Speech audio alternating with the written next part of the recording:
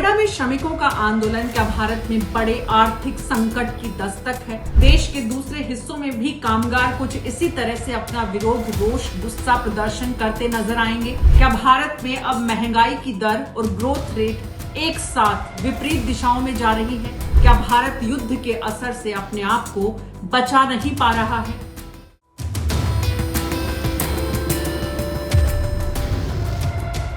नमस्कार, मैं हूं डॉक्टर मीना शर्मा। आप देख रहे हैं न्यूज 24 और आज हम चर्चा करेंगे ईरान इजराइल युद्ध की वजह से भारत में आने वाले आर्थिक संकट, उद्योगों पर इसका जो असर पड़ रहा है, उससे आपके जीवन पर कितना प्रभाव आप देख पा रहे हैं। आपके शहर, आपके जिले, आपके कस्बे में औद्योगिक इंडस्ट्रीज जो हैं उनका क्या हाल है? क्या आप भी अपने शहर में मजदूरों को, श्रमिकों को, कामगारों को ऐसे ही हालात में देख रहे हैं? आपकी प्रतिक्रिया, आपकी राय हमारे लिए बहुत जरूरी है जानना, इसलिए आप जरूर हमें बताएं कि क्या युद्ध का असर भारत में, भारत की अर्थव्यवस्था पर जो नकारात्मक पड़ रहा है, उससे आपकी जेब पर भी इसका असर आप देख पा रहे हैं। दरअसल ईरान इजराइल युद्ध को 45 दिन हो गए हैं। हालांकि 5 दिन से सीज फायर जैसी स्थिति है, लेकिन उसके बाद भी जिस तरह के लगातार बयान ट्रंप की तरफ से आ रहे हैं, ईरान भी पीछे नहीं है और युद्ध अभी अनिश्चितता की स्थिति में है। उसका असर भारत की अर्थव्यवस्था पर जबरदस्त ढंग से देखा जा रहा है। एक्सपोर्ट और इंपोर्ट, आयात और निर्यात दोनों पर इसका असर जिस तरह से है, उसकी वजह से भारत के हर देश के हर हिस्से में, हर शहर में औद्योगिक नगरी जो है, जो इंडस्ट्रियल एरियाज हैं, वहां पर जो इंडस्ट्रियलिस्ट हैं वो बड़े डिप्रेशन में है। डिप्रेशन की वजह यह है कि जो सीधे सीधे प्रभावित हो रही है, हैंडीक्राफ्ट की बात करें, प्लास्टिक इंडस्ट्री की बात करें, गारमेंट, टेक्सटाइल, जहां बड़ी संख्या में मेहंदी उद्योग राजस्थान का जो है वो पूरी तरह से प्रभावित हो रहा है। सूरत का डायमंड ज्वेलरी उद्योग है, वो इससे असर जिस पर देखा जा रहा है। जो रॉ मटेरियल की कीमत है वो बहुत 100-200%, छोटी मोटी नहीं, 200% तक बढ़ गई है। इसलिए रॉ मटेरियल की कीमत बढ़ने से इंडस्ट्रियलिस्ट का जो आर्थिक बोझ बढ़ रहा है, उसकी वजह से वो मांग कर रहे हैं कि जैसे कोरोना के बाद इंडस्ट्री को एक बड़ा पैकेज दिया गया था, सरकार कुछ वैसा ही पैकेज इस बार भी इंडस्ट्री को दे, ताकि इंडस्ट्रियलिस्ट इस डिप्रेशन की स्थिति से बाहर निकल सके।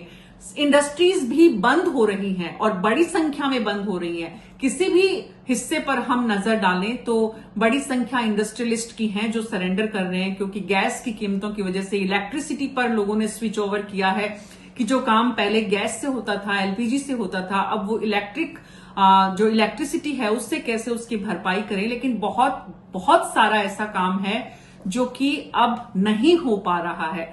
मजदूरों की जो स्थिति हम सिर्फ नोएडा में नहीं देख रहे हैं, कामगार काम छोड़कर भी जा रहे हैं तो कामगारों की कीमत भी बढ़ रही है। बेरोजगारी बढ़ेगी, महंगाई बढ़ेगी, जीडीपी की रेट जो है वो कम होगी। कुल मिलाकर आज जो साइन हम सिर्फ 45 दिनों में, जो संकेत हम 45 दिनों में देख रहे हैं, वो आने वाले कुछ दिनों में हमें और ज्यादा महंगाई की तरफ लेकर जाएंगे। आम आदमी के जीवनचर्या से जो जुड़ा हुआ सामान है, बिस्किट, भुजिया, जो दूध, दही, इनकी कीमत भी जो है वो बढ़ने वाली है। आज जो अनिश्चितता की स्थिति है, अगर वो बनी रही तो बैंक करप्सी की जो इंसिडेंट्स हैं, जो संख्या है, आने वाले दिनों में हम बड़ी संख्या में इंडस्ट्रियलिस्ट को देखेंगे बैंक करप्ट होते हुए, क्योंकि बहुत बड़ा असर इसका सीधे सीधे इंडस्ट्रियलिस्ट के व्यापार पर पड़ रहा है। आज वो थोड़ा इंतजार कर रहे हैं कि स्थितियां सामान्य हो, लेकिन अगर ये इंतजार बढ़ेगा तो हम देखेंगे कि आने वाले दिनों में यूनिट्स बड़ी संख्या में बंद होगी। और आज जो उत्तर प्रदेश में या कुछ शहरों में श्रमिकों और कामगारों का आंदोलन देखने को मिल रहा है, ये देश के दूसरे हिस्सों में भी बढ़ सकता है।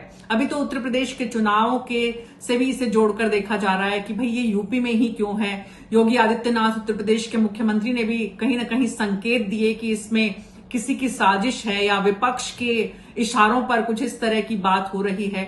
लेकिन अगर दूसरे शहरों में भी देश के इस तरह श्रमिकों और कामगारों का गुस्सा और रोष बढ़ा तो साफ है कि भारत में बड़ा ही आर्थिक असंतुलन की स्थिति की तरफ हम बढ़ रहे हैं। जिससे भारत सरकार को बहुत सुनियोजित तरीके से निपटना होगा।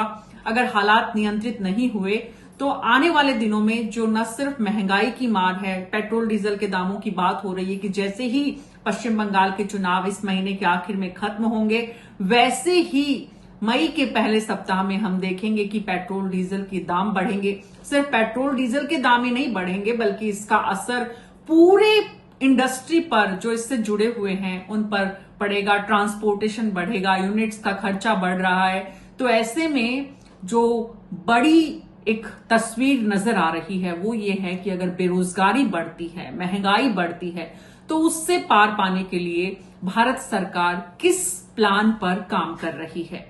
आप क्या सोचते हैं? आपके आसपास भी क्या ऐसे ही श्रमिकों, मजदूरों और इंडस्ट्रियलिस्ट की कहानियां सामने आ रही हैं जो अपनी यूनिट्स बंद कर रहे हैं, खर्चे कम कर रहे हैं, अपने यहां मजदूर कम कर रहे हैं, अपने यहां पर जो काम का प्रोडक्शन का जो क्वांटिटी है उसको कम कर रहे हैं?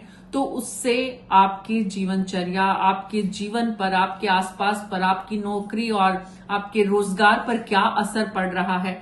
भारत सरकार को इससे निपटने के लिए क्या करना चाहिए? आपके सुझाव हमारे लिए बेहद जरूरी है, क्योंकि कोरोना के बाद भी एक स्थिति ऐसी बनी थी, लेकिन आज और कोरोना के बाद वाली स्थिति में बड़ा फर्क है। आज प्राइस रेट्स जिस तरह से बढ़ेंगे, भारत सरकार क्या इस स्थिति में है कि एक बहुत बड़ा पैकेज इंडस्ट्री को दे पाए, इंडस्ट्री सस्टेन कर पाए और छोटे उद्योग खास करके जो है वो इससे प्रभावित नहीं हो, लोगों की इंडस्ट्री बंद नहीं हो, श्रमिकों को काम से वंचित नहीं किया जाए और बेरोजगारी नहीं बढ़े। ईरान इजराइल के युद्ध को महज 45 दिनों के बाद अगर अर्थव्यवस्था की हिंदुस्तान में ये स्थिति है, तो आने वाले कुछ दिनों बाद ये किस दिशा में बढ़ेगी? सरकार को इस पर चिंतन मंथन जरूर करना चाहिए। इकोनॉमिस्ट जो हैं वो इस दिशा में जरूर सोच रहे होंगे। आप लोग क्या सोचते हैं कि भारत सरकार इस दिशा में, इस समय, इस संकट की स्थिति से पार पाने के लिए क्या ऐसे कदम उठाएं जिससे कि आपकी और हमारी जिंदगी जो है वो आने वाले समय में मुश्किल ना हो? भारत से बाहर बड़ी संख्या में जो हिंदुस्तानी गल्फ कंट्रीज में बड़ी संख्या में जो काम करते हैं, वहां से जो करेंसी इंडिया में आ रही थी वो भी बहुत हद तक प्रभावित हुई है। भारत से सिर्फ गल्फ कंट्रीज में ही नहीं, दुनिया के दूसरे देशों में भी, यूरोप में भी, अमेरिका में भी जितनी बड़ी संख्या में भारतीय काम कर रहे हैं, उन पर क्या असर इसका पड़ेगा? वहां से आने का जो करेंसी है वो कितनी बाधित होती है? इन सब का भी भारतीय जनमानस के जन जीवन पर असर पड़ने वाला है। हमें इसके लिए तैयार रहना है और इस स्थिति से निपटने के लिए भारत सरकार कितने बेहतर ढंग से, क्योंकि ये दरअसल आम आदमी के पेट से जुड़ा हुआ मामला है, जिंदगी से, रोजाना की जिंदगी से जुड़ा हुआ मामला है। इसमें आप उस तरह से डील नहीं कर सकते जैसे आपने किसानों के मुद्दे पर किया था। यहां पर आपको और ज्यादा संवेदनशीलता से परिचय देना होगा सरकार को कि कैसे वो लोग भूखे नहीं सोएं, लोगों की पॉकेट जो खाली हो रही है उसमें कुछ कुछ आता रहे और इस अर्थव्यवस्था को मंदी के दौर में जाने से हम कैसे बचा पाएं।